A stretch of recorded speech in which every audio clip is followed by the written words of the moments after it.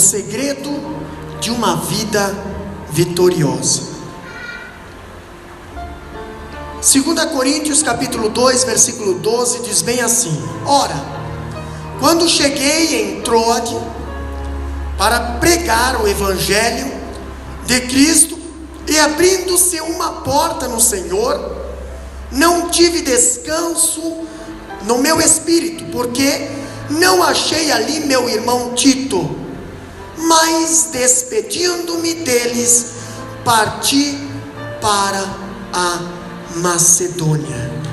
Podeis assentar, meus amados irmãos. O segredo de uma vida vitoriosa.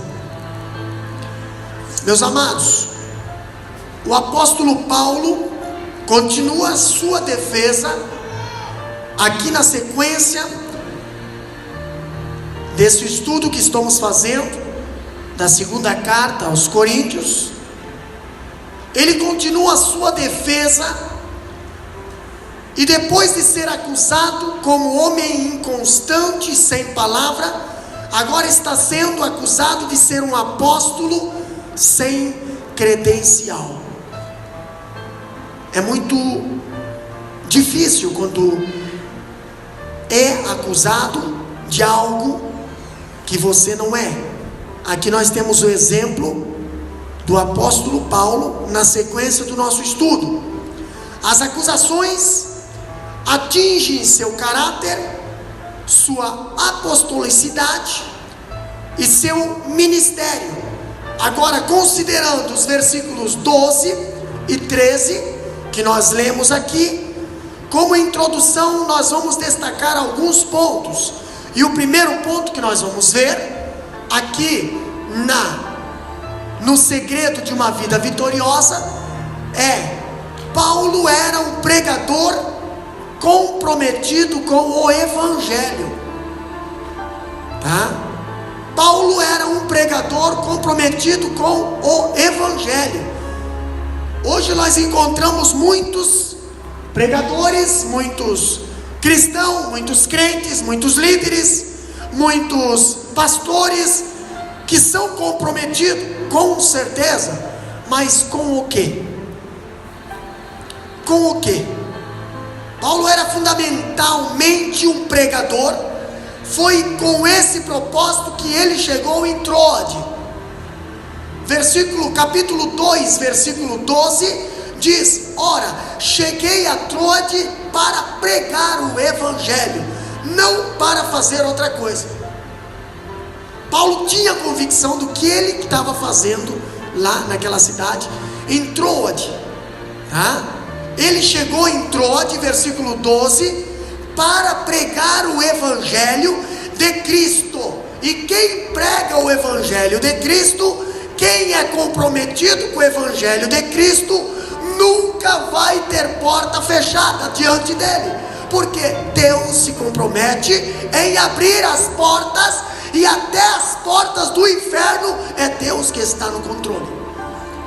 Pastor, capítulo 2, versículo 12, esta era uma importante cidade portuária. Dessa cidade é que Paulo ouviu um chamado: ei, para passar a Macedônia.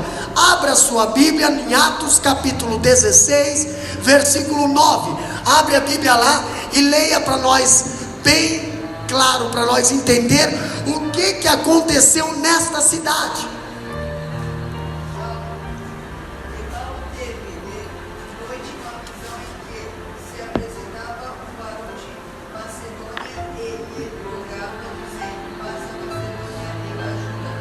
Nessa cidade de Troade, nós vimos que Paulo numa noite teve uma visão. Se apresentava um varão da Macedônia que lhe rogava, dizendo: passa a Macedônia e ajuda-nos. Pastor, essa cidade foi a porta de entrada do evangelho na Europa. Foi da cidade de Troade que Paulo teve a visão para sair, atravessar o mar e chegar ao outro continente. a um outro continente. Algo interessante que nós encontramos aqui ainda é Paulo, Deus é quem abre as portas para o Evangelho. É Deus que abre as portas para o Evangelho. Capítulo 2, versículo 12, a parte B, diz ali, olha só que interessante: e abrindo-se-me uma porta no Senhor. Você está entendendo? Olha bem no versículo 12, depois da parte A, nós vimos ali, ora, quando cheguei a Troade para pregar o Evangelho de Cristo, agora vem o que Deus faz, e abrindo-se-me uma porta no Senhor. Amados, nem todas as portas que abrem são portas do Senhor. Nem todas as portas que é apresentados para nós são portas do Senhor. São portas que Deus abriu. Não. Satanás abriu umas 3 portas para Jesus lá em cima, lá no deserto, e não eram portas do Senhor. Mas aqui eu vejo que o apóstolo Paulo está falando que em Troade uma porta se lhe foi aberta no Senhor para a pregação do Evangelho também.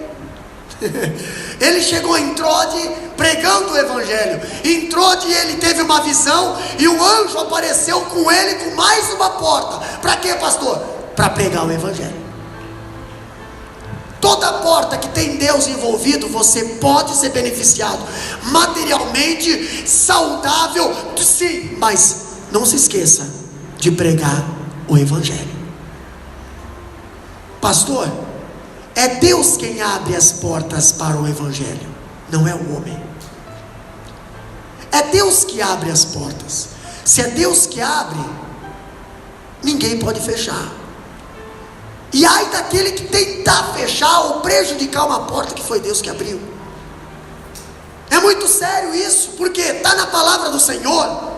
E também abre corações para o Evangelho. Em Atos capítulo 16, versículo 14, diz a Bíblia: e uma certa mulher chamada Lídia, vendedora de púrpura, uma mulher de alta sociedade, não era uma mulher pobre não, entendeu? Uma mulher vendedora de púrpura da cidade de Tiatira, e que servia a Deus, nos ouvia, e o Senhor lhe abriu o coração para que estivesse atenta ao que Paulo dizia. O anjo apareceu, irmã Daniela, a Paulo, e disse bem assim: passa a Macedônia e ajuda-nos, pois Deus abriu a porta ali em Troade, pois Deus abriu a porta e já providenciou alguém para dizer assim: eu vou te manter lá na Macedônia.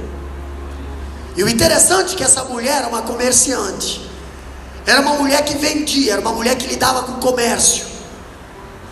Ela prejudicou o seu comércio. Não vou entrar em detalhes nela, porque mais para frente nós vamos falar dela.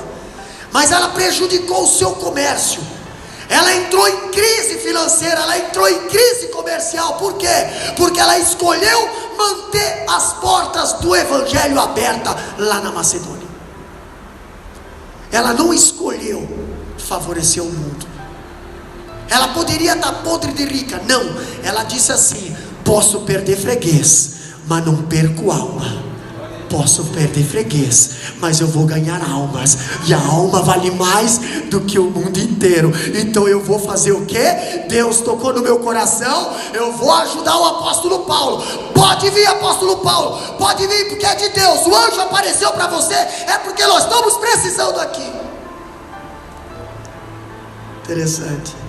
Não vou entrar em detalhe nessa Lídia, porque é uma das histórias mais lindas que tem. Olha aqui, havia uma população romana cosmopolita em Troade, reforçada por peregrinos em viagens demoradas, distantes de seus lares em todas as partes do mundo. Além disso, havia liberdade total para falar, e muitos estavam dispostos a ouvir.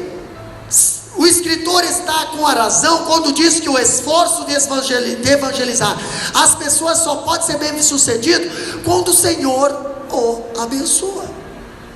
Se não tiver a bênção de Deus, tu não adianta, não consegue, não vai conseguir fazer nada. Agora, se tiver a bênção de Deus, irmão, Ele faz Lázaro sair da sepultura. Aquilo que eles dizem assim, vai feder, não fede não, já está vivo, está pulando, está na mesa comendo com Marta e Maria. Acho interessante que o escritor aqui diz que pregadores hoje pregam e ouvintes ouvem, mas o efeito da palavra depende do Espírito Santo. Para quê, pastor? Para conduzir as pessoas à esfera do Senhor por meio da conversão da fé. Agora eu quero compartilhar algo com os irmãos. Se a pessoa não está sentindo nada, é culpa da palavra? Não. É culpa do coração dessa pessoa que não está abrindo para a palavra. Porque aonde a palavra de Deus chega, se o coração estiver aberto, ela faz algo lá dentro. Se o coração estiver fechado, ela não faz nada. Por quê, pastor? Porque a Bíblia é bem clara quando diz: sem fé é impossível agradar a Deus. Para você receber a palavra de Deus, você precisa ter fé. Você precisa acreditar na palavra. Pastor, hoje vivemos um cristianismo gospel, um cristianismo light, onde todo mundo fala de Deus, todo mundo fala de mistério, todo mundo fala até em línguas, mas não acredito mais no mover do Espírito Santo. Não acredito mais. Pastor, eu vejo lá na frente, quando Jesus está lá na porta do céu, e ele diz assim, muitos vão chegar em meu nome dizendo assim: ei Deus, eu pregava, eu cantava, eu até profetizava, Deus vai falar bem assim: não vos conheço.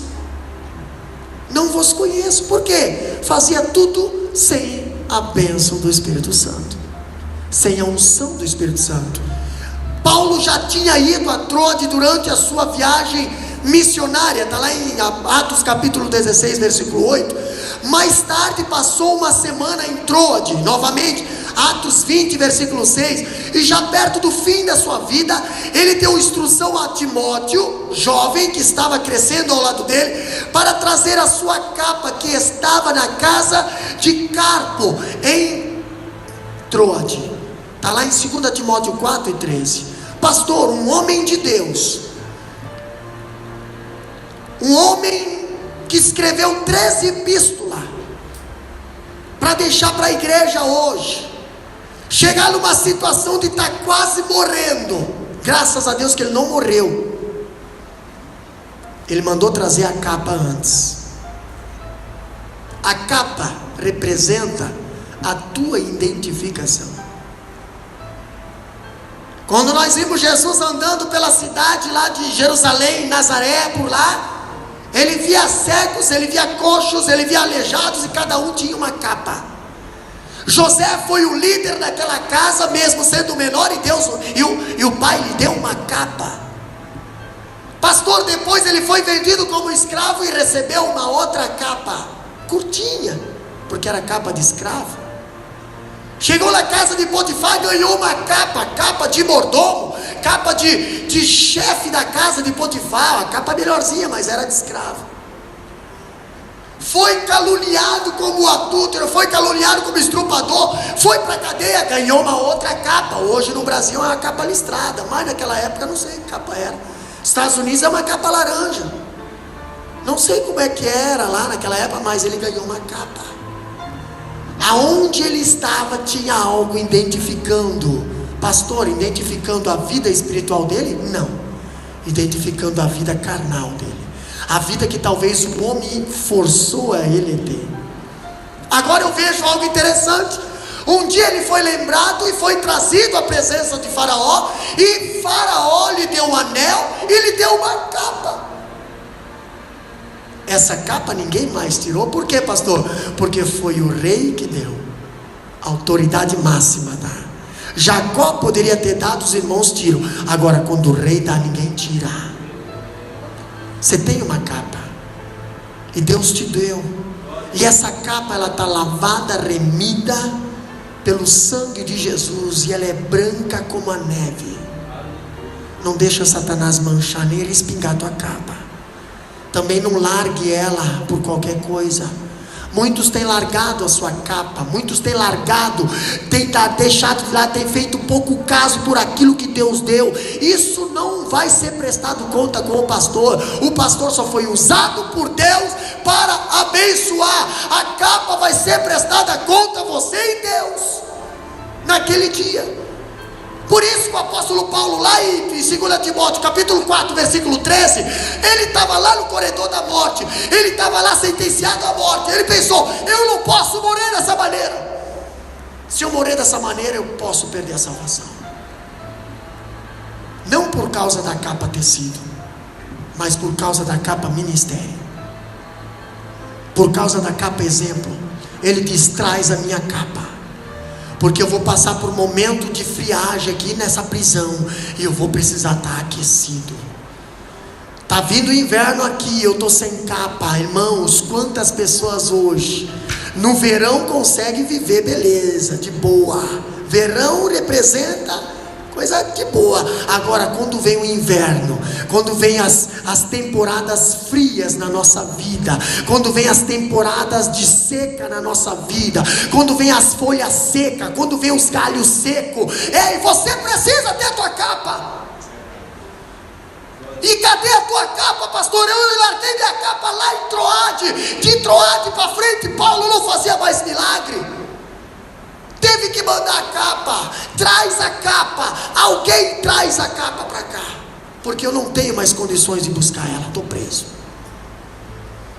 Mas eu preciso, ao combater o bom combate, preciso chegar lá em cima, aonde eu vou ser executado com tudo que Deus me deu. E não é capa carnal, é capa espiritual. Outra coisa, irmã Daniela, olha só que interessante. Em terceiro lugar, Paulo, ele fala o que? O pregador está sujeito a grandes angústias no ministério. Isso aí é normal. O próprio Jesus falou: no mundo tereis aflições, tem de bom ânimo, eu venci o mundo. O que diz o versículo 13 ali de 2 Coríntios capítulo 2?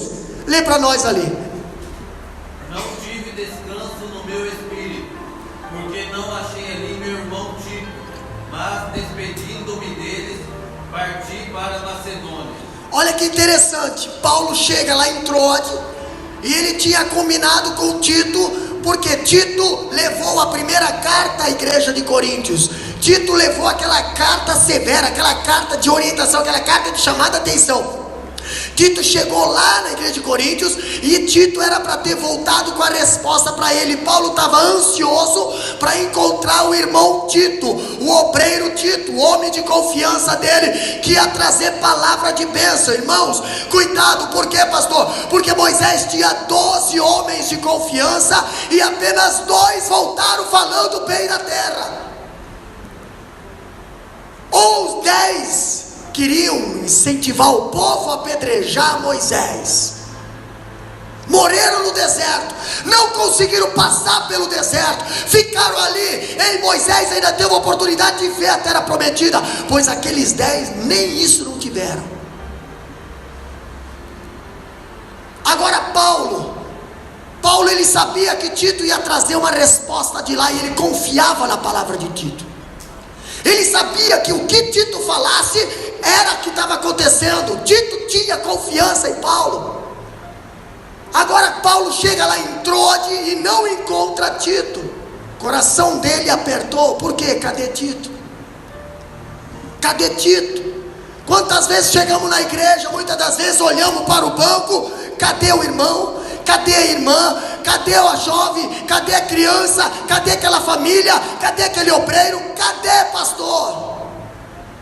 E o coração do obreiro aperta. Paulo fala aqui: pastor, como é que foi? Como é que diz ali o versículo? Versículo 13. Não tive descanso no meu espírito, porque não achei ali meu irmão Tito. Não achei ali meu irmão Tito. Mesmo diante de uma porta aberta para o evangelho, Paulo ausentou-se de Troade rumo a Macedônia, por não ter encontrado ali Tito, com as notícias da igreja de Coríntio. Agora Paulo estava ansioso para saber se a visita de Tito tinha logrado êxito em Coríntio e se a igreja tinha acolhido as suas determinações apostólicas. Porque Paulo escreveu uma carta para levar para a igreja de Coríntios. Para quê, pastor? Para a igreja de Coríntios tomar uma posição, se consertar e tirar o pecado de dentro das suas vidas. E Tito ia trazer a resposta da igreja de Coríntios para Paulo. Mais uma vez Paulo demonstrou seu amor pela igreja de Corinto, abandonando uma oportunidade missionária, pastor, promissora, e privando outros pela consideração que tinha por eles. Paulo abriu mão de Troade e foi atrás de Tito. Ali em Troade, Paulo teve a visão: vou para lá. Mas ele queria saber primeiro de Tito. Ele primeiro queria resolver aquele assunto da igreja de Corinto. Pastor, mas quando ele sai em viagem, como Deus é bom, como Deus é maravilhoso, Deus, porém, consolou Paulo com a chegada de Tito, que trouxe boas notícias acerca da submissão e do amor da igreja de Coríntios. Se você quer conferir, está lá em 1 Coríntios capítulo 7, versículo 5. Não, está lá em 2 Coríntios capítulo 7, versículo 5 a 7. Nós vamos passar conforme os estudos para frente, tá? Agora o apóstolo dá um suspiro, pelo menos alivia o seu profundo, e como num longo intervalo faz logo um assunto, né, sobre a espera ansiosa por Tito, e só continua o seu relato lá em 2 Coríntios capítulo 7, versículo 5. Aqui nós vemos o apóstolo Paulo dar uma refrescada, o apóstolo Paulo dá uma respirada. Nós vimos que falou de Tito só aqui, e agora Paulo vai voltar a falar de Tito só no capítulo 7. Pastor, nós estamos no capítulo 2 ainda. Mas agora, com essa refrescada, eu vejo Paulo falar algo interessante para a igreja do Senhor, depois que ele recebeu aquela notícia de Tito, que a igreja de Coríntios tinha aceitado a repreensão, tinha se humilhado. Agora Paulo, ele entra num assunto de otimismo, ele entra num assunto de fé, um assunto de esperança. Aí eu vejo otimismo indestrutível. O que diz ali no capítulo 2, versículo 14 agora?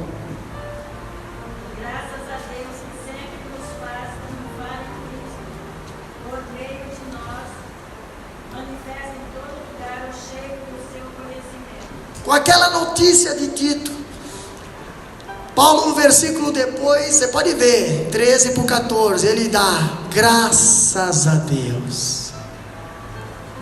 É bem diferente do que você dizer meu Deus.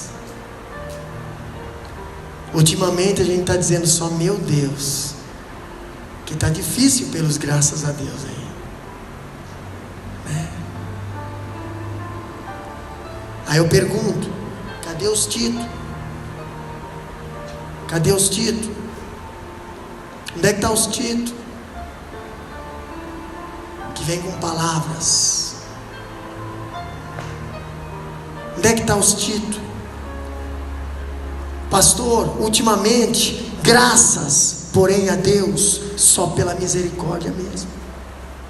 Eu vejo Paulo dando graças a Deus porque Tito chegou com a palavra de resultado, deu certo. Ei Paulo, ei pastor Paulo, o que o Senhor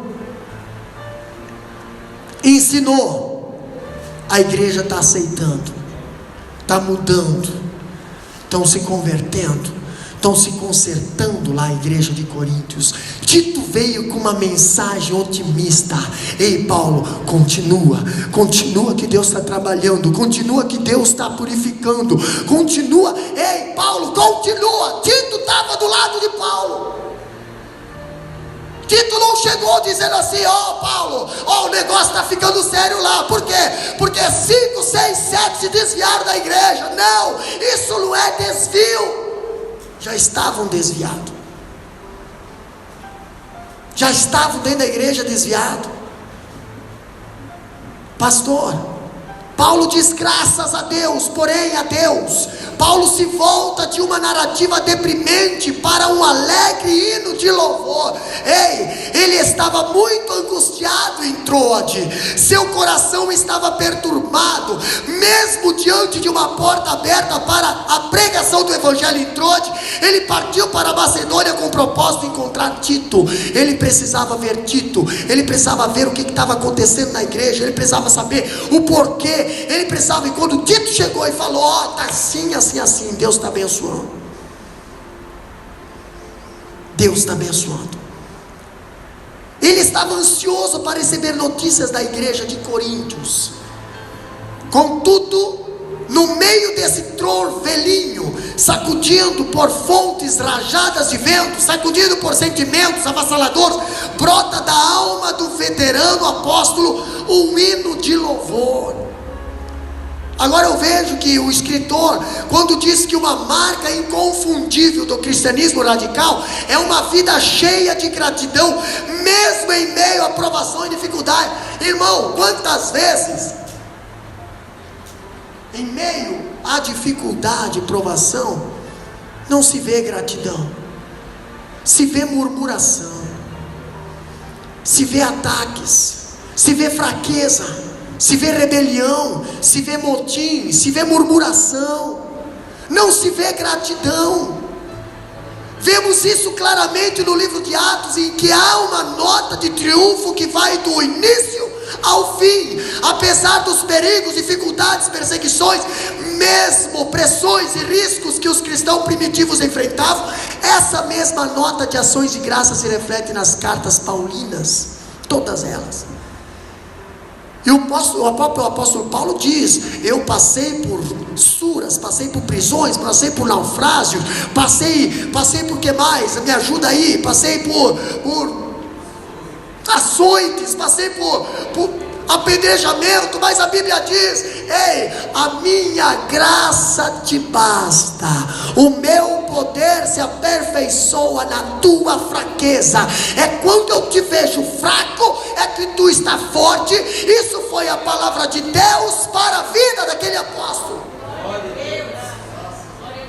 Pastor, eu acho interessante que Josafá, todo mundo conhece a história de Josafá, um rei de Judá, certa feita, foi entrincheirado por 3 nações confederados. Os inimigos estavam armados até os dentes e já estavam acampados ao redor de Jerusalém, prontos para atacar Jerusalém, o reino Judá. Agora Josafá teve medo e se pôs a buscar ao Senhor. Quando você está passando por alguma dificuldade, se coloca a buscar ao Senhor, se é que você já não está buscando, porque Daniel não precisou buscar o Senhor depois que foi para a cova dos leões. Quem busca ao Senhor não tem medo na hora da tempestade. Pode se assustar um pouquinho com o barulho, com os barrancos, pode até, mas não se apavora. Ele coloca nas mãos do Senhor a direção da vida dele. Pastor, mas eu vejo que ele decretou um jejum e conclamou o povo a confiar em Deus. Estamos passando por dificuldade no frigorífico? Estamos passando por dificuldade, está geral. Está geral, está na Austrália inteira. A gente conversa com os irmãos das outras cidades, está melhor ou pior, mas está tudo no mesmo nível. Pastor, mas agora o que nós vamos fazer? Vamos fazer que nem a Ruth, vamos se mudar, vamos sair? Não faz isso, porque isso é uma crise, ela passa, entendeu? Nunca se toma decisão quando você está passando por dificuldade, quando você não sabe se é a direção de Deus ou não. Pastor, Abraão fez isso e quase perdeu a família, e ele não queria perder boi, e ele tinha boi para perder. Ele podia ter ficado ali em Jerusalém, ali em Israel, até a última cabeça de galinha. Aí sim ele podia dizer: agora estou passando por dificuldade. Não, ele pensou: já estou em dificuldade, estou com uma manada de boi e estou dizendo que estou em dificuldade, e vou descer para o Egito para não perder boi. Precisamos aprender o que é dificuldade. Não sabemos o que é dificuldade. Sabemos o que é provação, luta, isso aí sim, isso nós temos, aflições, ataques, isso nós temos bastante. Dificuldade não, meu Deus, dificuldade tem lá para o Nordeste, não sei, lá para o sertão, lá aquele povo lá que não tem água, entendeu? Lá, não sei se é Fortaleza, não sei como é que é aquelas região seca lá para cima, no norte, lá no canto, eu não sei qual é o estado, que é seco, que não tem água, entendeu? Isso sim é dificuldade. Nordeste inteiro, o Diácono Modaeli me ajudou agora, porque eles conhecem lá para cima, nós não tem água.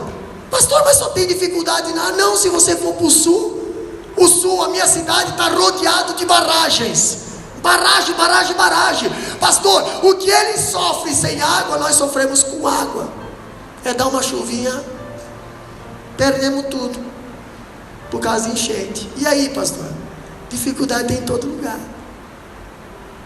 Precisamos vencer elas, enfrentar elas. São os gigantes que nós vencemos só no nome do Senhor. Olha só que interessante. Mas Josafá, ele reconheceu que não tinha forças nem estratégia para enfrentar aquele grande multidão que vinha contra ele, mas pôs-se os seus olhos no Senhor. Interessante que por orientação divina, mesmo sob em clima de ameaça, os cantores começaram a cantar.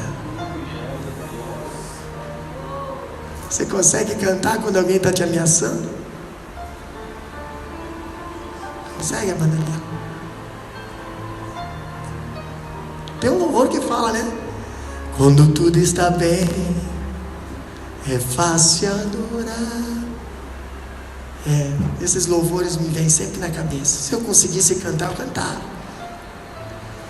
Tendo eles começado a cantar louvores a Deus, está lá em 2 Crônica, capítulo 20, versículo 1 a 22, está lá essa história. O Senhor, Ele se encarregou de pôr emboscadas contra os inimigos, e eles foram desbaratados. Irmãos,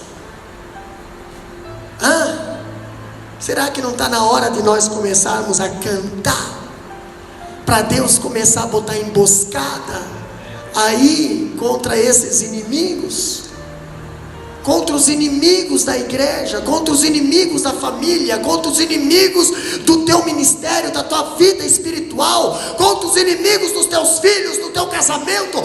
Começamos a cantar na hora das ameaças, e tu pode ver que Deus levanta do seu trono e começa a botar emboscada lá contra os inimigos. E estamos falando de 3 reinos que foram vencidos por Deus e não por Josafá.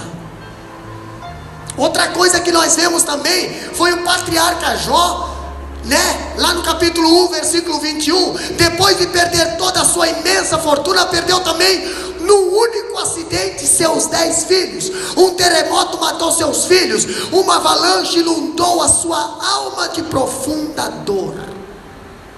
Estamos falando de um homem que sofreu mais do que todos os homens na Bíblia, na parte carnal. Pastor, mas ele mesmo coberto de cinza, olha a situação dele, não estava que nem Abraão, o pasto cheio de vaca, ele estava coberto de cinzas, entendeu? Coberto de cinzas, não tinha mais nada na mão dele, irmã Clédis, apenas um caco de telha, que ele talvez segurou, guardou, escondeu, para dizer: eu tinha um patrimônio, eu tinha alguma coisa, entendeu?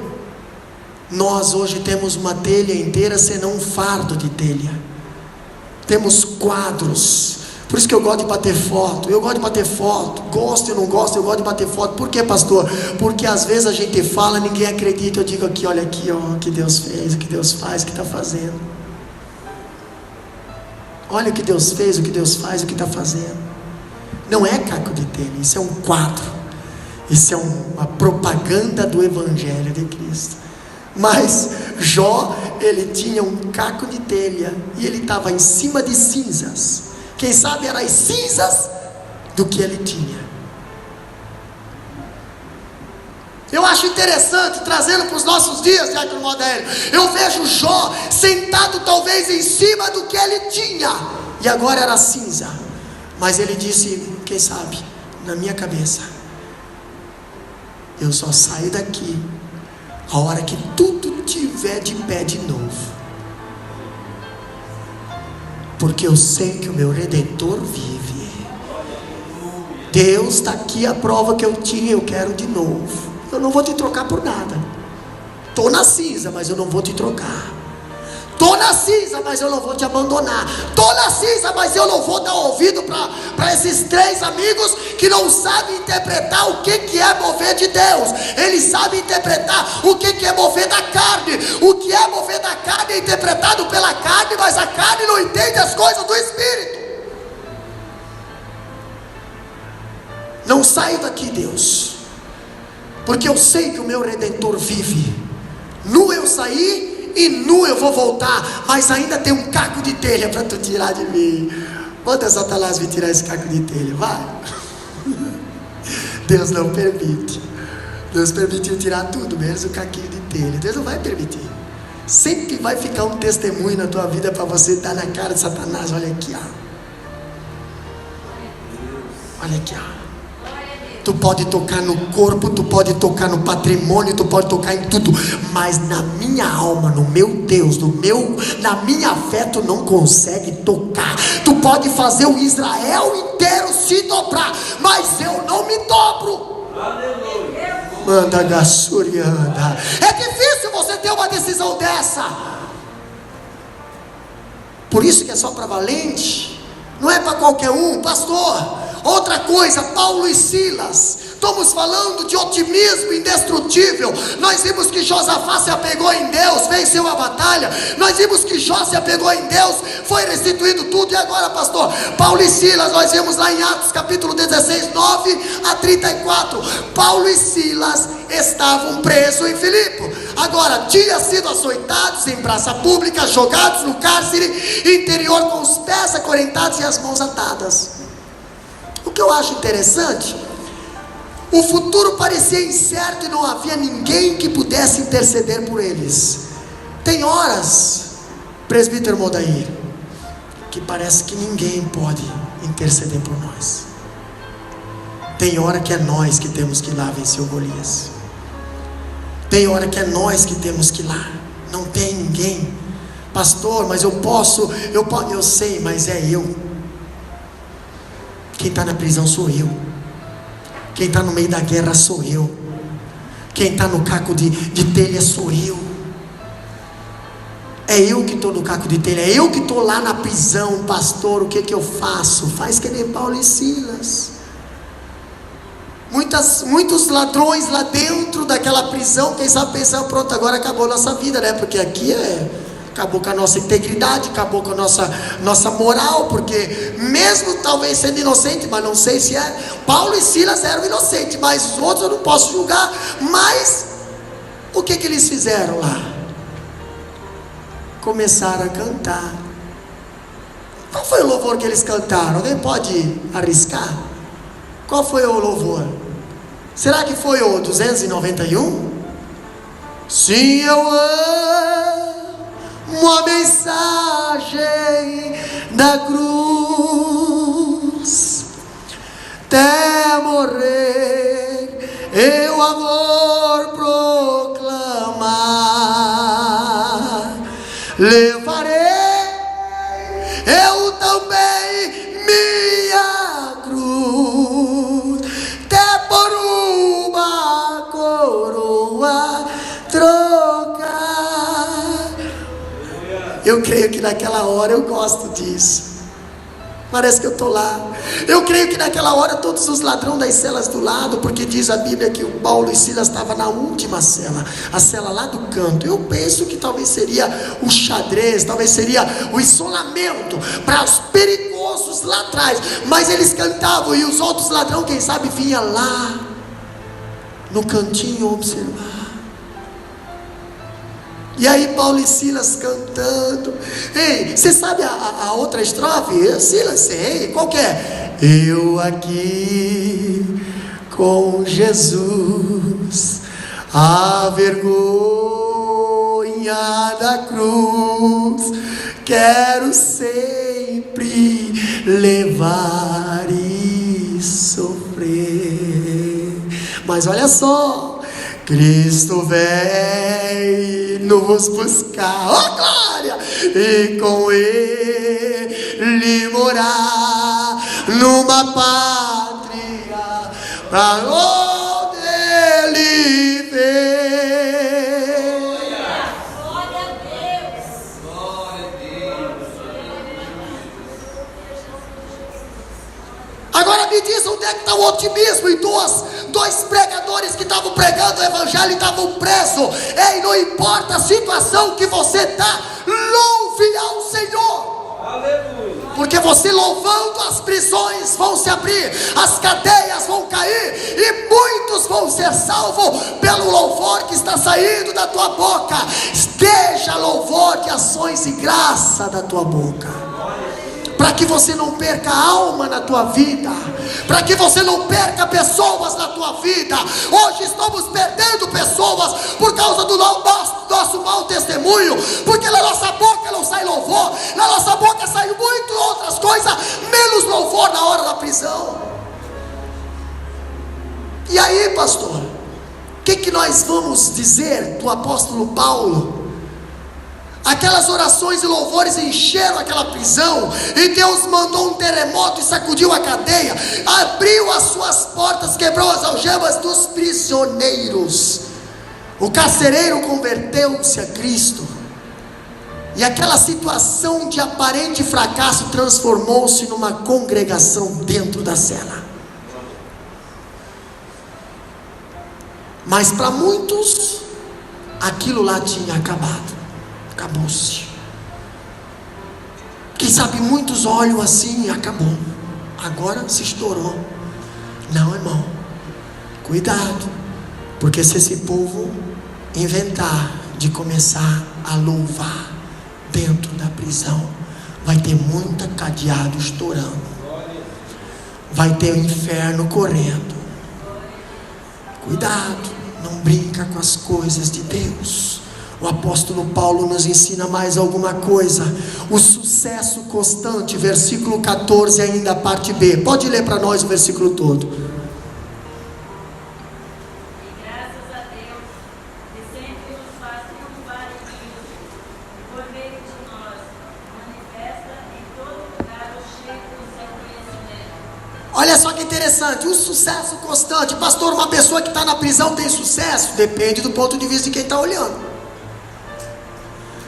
Para os ladrões que estavam junto com Paulo e Silas lá, pensaram, pronto, mais dois que estão condenados aí.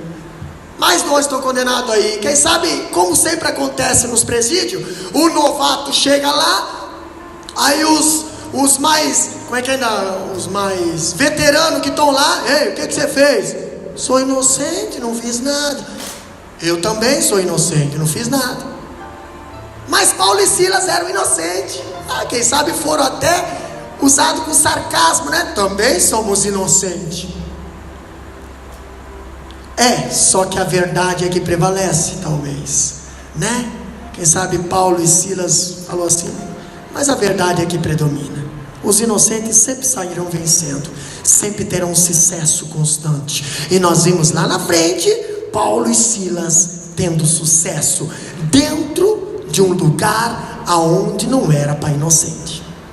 Outra coisa que nós vemos aqui, que em Cristo sempre nos conduz em triunfo. Olha só que interessante. A vida, o triunfo do cristão não é esporádico, constante, mas a vida cristã não é uma descida vertiginosa ladeira abaixo, é uma escalada gloriosa rumo à glória.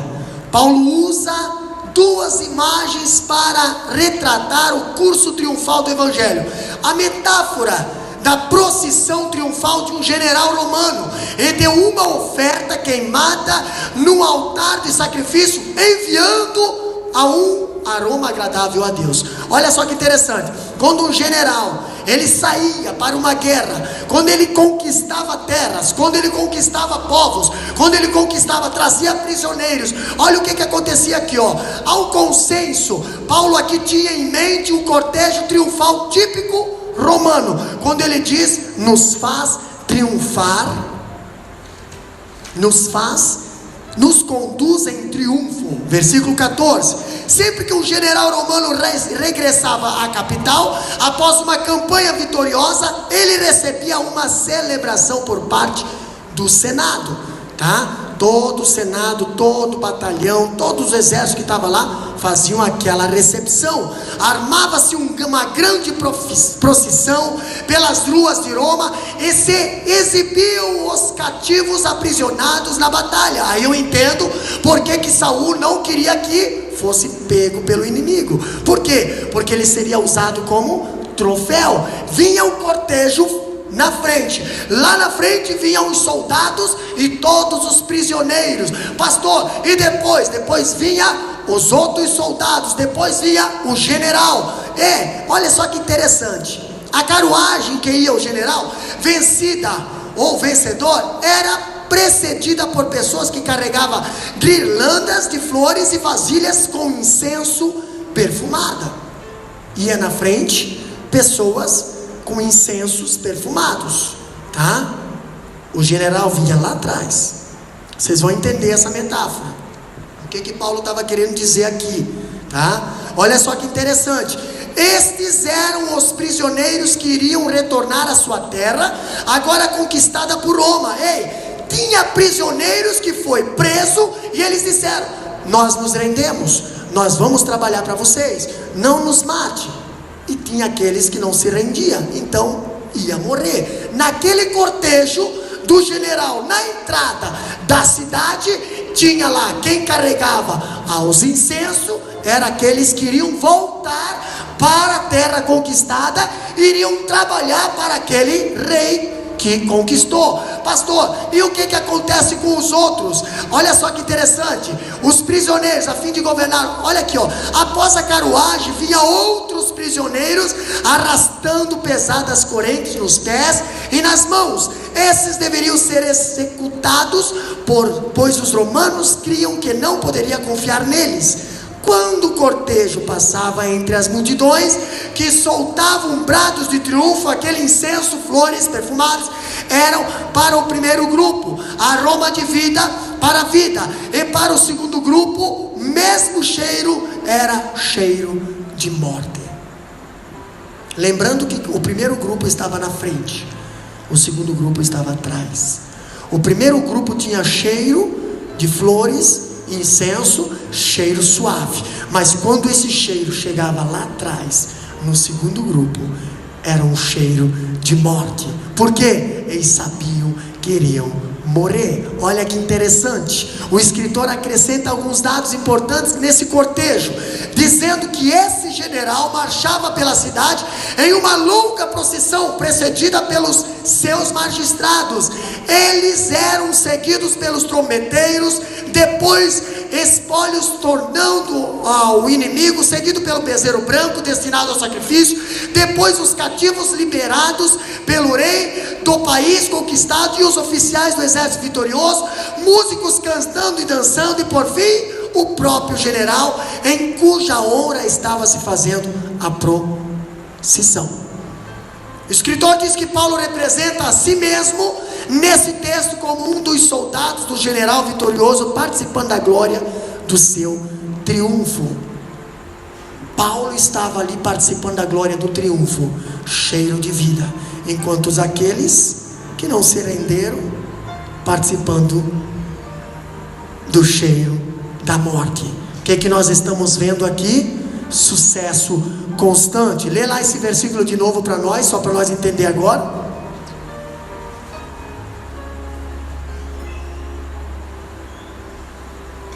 E graças a 2:14. E graças a Deus que sempre nos faz triunfar em Cristo, e por meio de nós manifesta em todo lugar a fragrância do seu conhecimento. Olha só, esse caso da fragrância nós vamos falar no próximo culto, coisa forte. Entendeu? Fragrância. Mas vamos falar do que Ele nos faz triunfar. Vai aí, meu filho. Vai aí, soldado. Vai aí, anda na frente que é cheiro de vida. Se você ficar para trás é cheiro de morte. Vai na frente que é gosto de vitória. Se você ficar para trás é retardatário. Entendeu? Ele nos faz triunfar, irmã Daniela. Outra coisa que ele fala ainda, o escritor diz que por outro lado entende que nesse relato Deus é o sujeito e Paulo é o objeto do verbo conduzir. Ele nos faz conduzir. O verbo está no tempo presente e detona não um único ato, mas uma ação contínua. Ele nos faz conduzir, não conduz e não conduziu. Ele nos faz conduzir, Ele nos faz triunfar. Isso é algo constante, é uma conjugação que só vai parar na vinda de Cristo. Outra coisa que nós vemos aqui é o verbo está no tempo presente. Além disso, o verbo é reforçado pelo advérbio sempre. O que diz ali? Ele sempre nos conduz. Sempre, nunca Ele vai te deixar na mão, nunca Ele vai te deixar perder uma guerra, nunca Ele vai te deixar envergonhado. A Bíblia diz: os meus não serão envergonhados. Paulo diz: Ele sempre nos faz triunfar. E ainda a expressão em Cristo, não triunfamos em candomblé, não triunfamos em espiritismo, não triunfamos em maçonaria, não triunfamos em Nossa Senhora. O nosso triunfo não é no homem, o nosso triunfo é em Cristo, nosso Senhor, que morreu para nos salvar. Esse é o nosso triunfo, esse é o nosso troféu. Pastor, Paulo ainda diz a qualidade que o objeto nos, assim, Deus é o vencedor que conduz Paulo continuamente à sua morte como cativo e prisioneiro em Cristo. Outra coisa, estamos quase encerrando. Olha aqui, ó, em Deus quem nos conduz ao triunfo é Deus. Aqui nós vemos que a vitória vem de Deus. Não construímos o caminho de sucesso, ele é aberto por Deus. Paulo fala que ali em Troade apareceu um anjo e diz: passa Macedônia e ajuda-nos. Paulo diz que ali em Troade abriu-se uma porta em Cristo. É Deus que nos conduz ao triunfo. Não são nossas estratégias nem nosso esforço que nos leva a triunfar, mas Deus quem nos toma pela mão e nos conduz. A Bíblia diz: eis que te tomo pela mão direita e te sustento pela palma da minha mão. Aonde tu estiveres eu estarei contigo.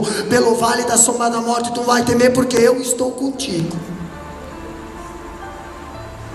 Algo interessante falando ainda no versículo 14, um versículo tão pequenininho. Estamos falando apenas de 2 versículos hoje. Versículo 14 diz que é por meio de Cristo que somos conduzidos em triunfo. Olha só, camarada, né? É por meio de Cristo que somos conduzidos em triunfo. Deixa eu só arrumar aqui um pouquinho. Aí, pronto. É por meio de Cristo que somos conduzidos em triunfo. Melhorou, né? Tem que ser certo. 2:14, o que diz ali? O nosso triunfo vem de Deus Pai por meio de Deus Filho. Não temos triunfo a parte de Cristo. Fora da esfera de Cristo não há vitória espiritual. 1 João 5:12, o que diz lá? Abre alguém a Bíblia ali e lê para nós. 1 João capítulo 5 versículo 12.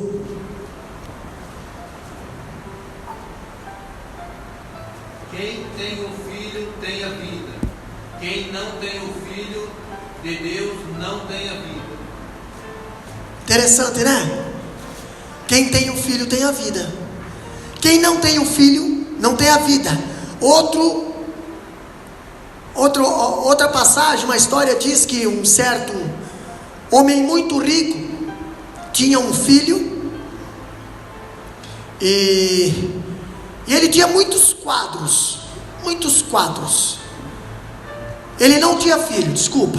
Tinha muitos quadros caríssimos. Ele teve um filho e esse filho ele perdeu, não sei se foi em acidente ou doença, e aí ele mandou pintar um quadro com a caricatura do filho dele, e colocou esse quadro com a caricatura do filho dele no meio dos quadros mais valiosos que ele tinha lá na sua sala, onde ele tinha guardado os seus quadros. E ele fez um testamento e ele pediu para o seu mordomo fiel cumprir o que estava no testamento na risca. E quando ele morreu, o testamento foi aberto. Todos os quadros eram para estar em leilão. Foi colocado os quadros tudo em leilão. Interessante que teve uma pessoa, ninguém quase valorizou os quadros, mas teve uma pessoa que valorizou o quadro da criança. O quadro, aquele quadro que não tinha muito valor, questões técnicas de artista, aquele quadro era o que menos tinha de qualidade. Mas aquela pessoa comprou aquele quadro, preço baratinho. Depois que aquela pessoa comprou aquele quadro, ninguém mais deu lance, só aquela pessoa, eu quero aquele quadro ali. Quanto que é? É tanto. Nossa, não é nada. Mas os outros artistas, eu não quero esse quadro, eu não quero esse quadro. Mas depois, quando fechou a compra, o mordomo veio e abriu o testamento. E para surpresa dos grandes empresários ali, no testamento estava escrito bem assim: quem comprar o filho, leva todos. Interessante, eu gostei disso aí. Quem levar o filho, leva todos. Leva todos os quadros de graça. Ei, está na hora de nós não olharmos para as aparências e olhar para o filho. Não tem formosura, não tem semblante, não tem nada, mas se você levar um filho, todas essas coisas vos serão acrescentadas. Pastor, eu acho interessante que o apóstolo Paulo ainda fala alguma coisa aqui. É constante o triunfo que temos em Cristo. É constante. Olha só, Paulo diz no versículo 14 ainda, Paulo diz que Deus sempre nos conduz em triunfo. Essa vitória não é passageira, mas constante. Se você está com Deus, se você está com o Filho de Deus, você pode ter certeza, as vitórias são constantes. É uma atrás da outra. Pastor, saí de uma luta agora, mas saiu com a vitória. Saí de uma tempestade agora, saí com vitória. Pastor, é vitória atrás de vitória. Ei, essa vitória não é passageira, mas constante. É um triunfo na alegria e no choro, na saúde e na doença, na prosperidade, na adversidade, na aprovação e na rejeição. O crente vive de vitória em vitória. Algo interessante, Deus nos conduz em triunfo, mesmo quando nossos planos são frustrados, né? Ele nos conduz. Paulo esperava Tito em Troade e não encontrou. Tão angustiado ficou que depois deixou a cidade de portas escancaradas. Saiu sem dachau, saiu sem nada. Eu queria o Tito, eu precisava do Tito, eu precisava da resposta do Tito, e o Tito não me apareceu. Pastor, mas os planos de Deus não são frustrados. O tempo de Deus não é o nosso. Eu sempre digo, eu confio no tempo dele, não no meu. Eu não dependo do meu tempo. Embora a carne chora, mas eu não dependo do meu tempo. O meu tempo está nas mãos do Senhor.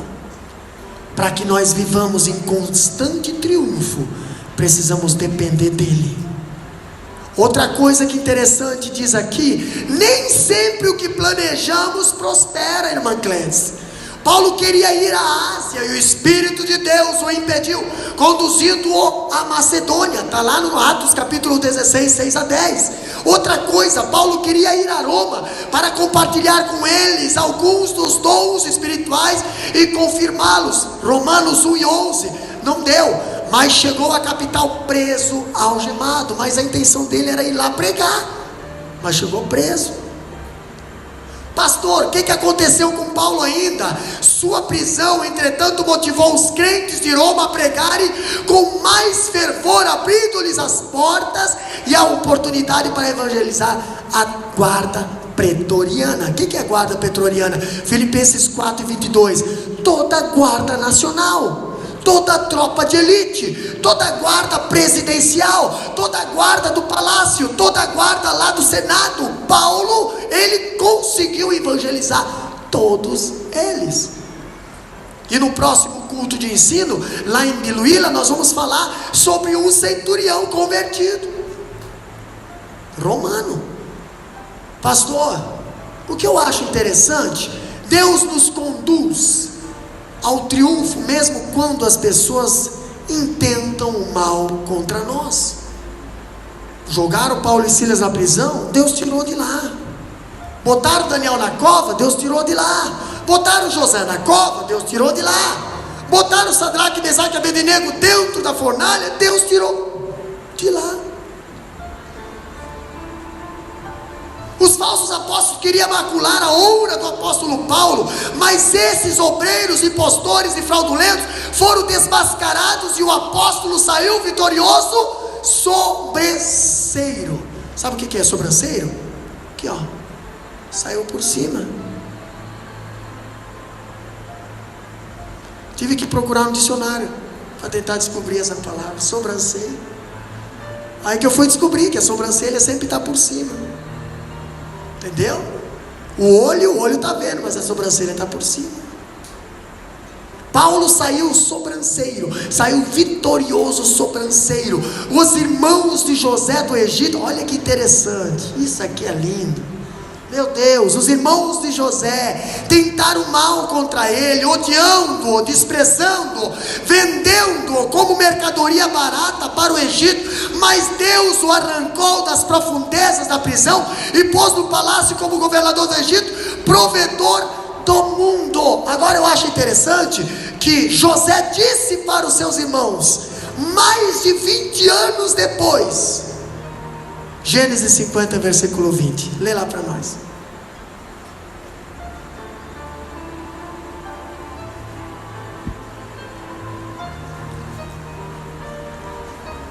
Vós bem intentaste mal contra mim, porém Deus o tornou em bem, para fazer como ser bem deste dia, para conservar em vida a um povo grande. Vós, na verdade, olha só, José agora 20 anos depois, com os irmãos tudo ali na frente dele, agora ele não é mais prisioneiro, ele não é mais o líderzinho lá na casa colocado pelo pai, ele não é mais o mordomo da casa de Potifar, ele não é mais o prisioneiro lá do faraó, agora ele está lá como governador do Egito. Agora os irmãos vêm comprar trigo, vem comprar alimento, José está lá.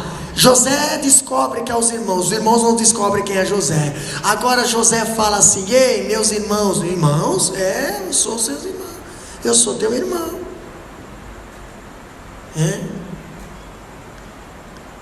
Tem gente que não tem coragem de chamar os inimigos de irmão, tem que chamar de irmão, é uma palavra profética. Meu irmão, mesmo fazendo mal para você, irmã Daniela, chame de irmão. Chame de irmão. Tem pessoas que não chamam nem pastora, nem os irmãos, não chamam nada, não chamam nem de irmão. Feio isso. Mas José, quando os irmãos que chegaram lá, que procuraram a morte dele, chegaram aqui, ele falou: meus irmãos. E olha só o que José falou lá em Gênesis 50, versículo 20, irmã Zélia. Vós, na verdade, é verdade o que vocês fizeram. Eu não vou tirar isso da minha história, não vou tirar essa marca do meu passado, essa cicatriz existe. Vocês tentaram me matar. Na verdade, vocês fizeram isso. Intentaram mal contra mim, mas a intenção de vocês não conseguiu mudar os planos de Deus na minha vida. A porta que Deus abriu para a minha vida, foi Deus que abriu, não tem ninguém que vai fechar. Vocês José falou, porém Deus o tornou em bem. E outra, essa porta foi tão aberta, irmão Fábio, que vocês vão ser beneficiados pelo mal que vocês fizeram.